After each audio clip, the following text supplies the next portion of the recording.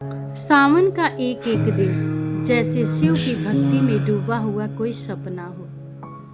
नमस्कार दोस्तों, आज की कहानी है एक पहाड़ी गांव की।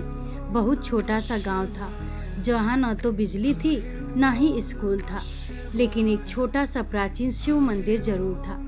उसी गांव में रहती थी एक विधवा स्त्री जिसका नाम संध्या था।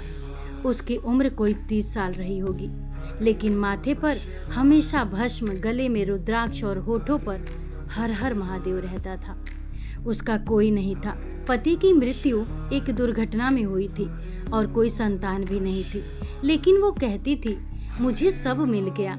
जब मैंने शिव को अपना लिया तो मुझे सब कुछ मिल गया। गांव वाले कहते, संध्या पगली हो गई है, अकेली औरत होकर रात रात भर मंदिर में क्या करती है। लेकिन संध्या हर सावन सोमवार को निर्जला व्रत रखती है, जल नहीं पीती है, लेकिन पहाड़ी नदी से जल लाकर शिवलिंग पर जरूर चढ़ाती है।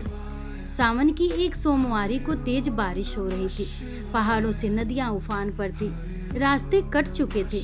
गांव के लोग मंदिर जाना छोड़ चुके थे, लेकिन संध्या ने कमर कस ली। भोलेनाथ, अगर आज न गई तो मेरी आत्मा तड़पेगी। चाहे जान चली जाए, जल तो चढ़ाना ही है। वो रात के अंधेरे में अकेली निकली। पत्थर के रास्ते, फिसलन, बारिश और अंधेरा, पर उसके कदम नहीं रुके।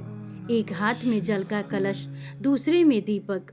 मंदिर तक पहुंचते पहुंचते उसके पैर लहूलुहान हो चुके थे, लेकिन उसने जल चढ़ाया और शिवलिंग से लिपटकर रोने लगी। मुझे कुछ नहीं चाहिए महादेव, बस आपका साथ चाहिए। जीवन भर के लिए साथ चाहिए महादेव, और कुछ नहीं चाहिए। मंदिर में बिजली चमकी और दीपक बुझ गया, लेकिन अगले ही क्षण मंदिर में तेज उजाला भर गया। शिवलिंग से धुआं उठा और वहां खड़े थे स्वयं महादेव। भस्म विभूषित शरीर, जटाओं से बहती गंगा और तीसरी आंख से तेज। संध्या, तूने जो किया है ना, वो कोई राजा महाराजा भी नहीं कर सकता। तूने मुझे माँ के भाव से पूजा है, अब मैं तुझसे दूर कैसे रह सकता हूँ। संध्या फूट फूट कर रोने लगी और बोली, प्रभु, क्या आपने सच में मेरी पुकार सुन ली है।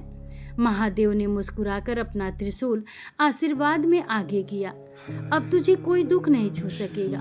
तेरा गांव कभी अकाल ग्रस्त नहीं होगा, और जो भी यहाँ श्रावण सोमवार को सच्चे दिल से आएगा, उसकी पुकार मैं स्वयं सुनूंगा।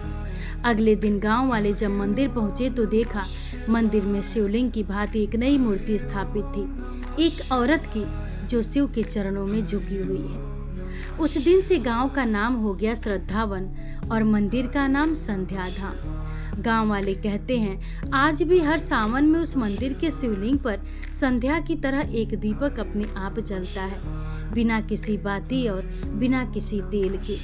इस तरह संध्या के सच्ची भक्ति से प्रसन्न होकर महादेव स्वयं उसे दर्शन दिए। दोस्तों, अगर आपको ये कहानी थोड़ी सी भी पसंद आई हो तो कमेंट में हर हर महादेव जरूर लिखें और चैनल को सब्सक्राइब जरूर करें।